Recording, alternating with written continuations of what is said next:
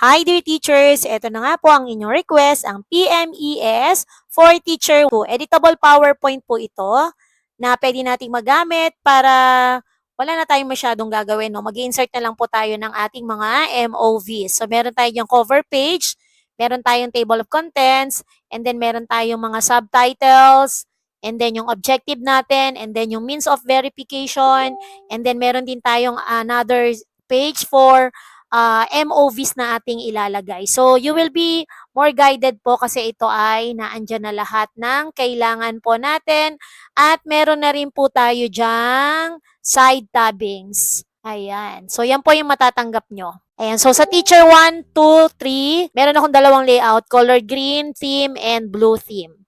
So, ganun din po ang kanyang laman.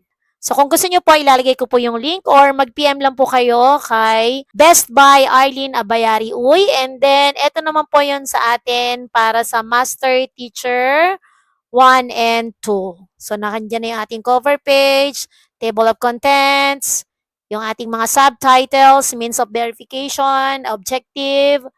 Ayan, kumpleto po yan. And also, the side tabbings. Kumpleto na po yan. So, ilalagay nyo na lang po ay yung inyong mga MOVs. So, kung gusto nyo po, PM lang po kay Best by Arlene Abayari Uy or visit my link po dito sa Rocket PH. Ilalagay ko po sa description. Thank you! Bye-bye!